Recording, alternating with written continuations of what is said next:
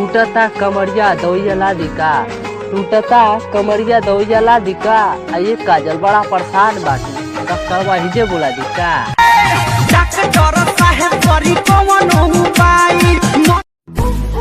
तू हमके छोड़ के चल जेबू तो का हमके गम होई, तू हमके छोड़ के चल जेबू तो का हमके गम होई। हम पूरी बाजार के आशिक है ये काजल, हमरे फोन से और कर कम हो।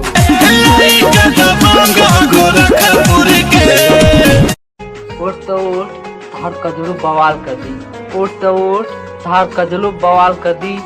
ऐसे मटक के मत चला ये करे जा, ना तो जिला गोरखपुर में मार करा दी। जिला गोरखपुर को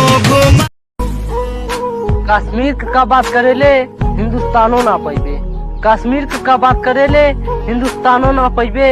यूपी के इंडियन आर्मी है जनाब, एक ना उखाड़ पैबे। ते जहाँ बाटे वही पिटवा दी, ते जहाँ बाटे वही पिटवा दी। इकूरी बाजार के राज को 14 ने तो के फोनवा पे टंगवा दी।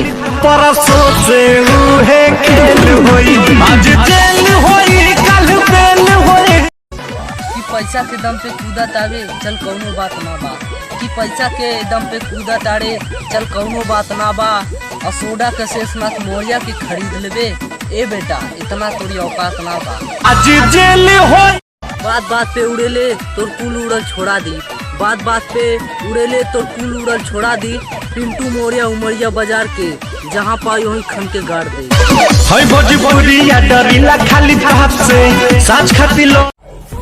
कि तू गोलक का सिक्का ना पूरा तू पूरा 1000 रहलू, कि तू गोलक का सिक्का ना पूरा तू पूरा 1000 रहलू। और तू ऐसे रूठल मत करा एक करे जा, कि तू ऐसे रूठल मत करा एक करे जा। मनीष चौहान के जान से ज्यादा प्यार रहा।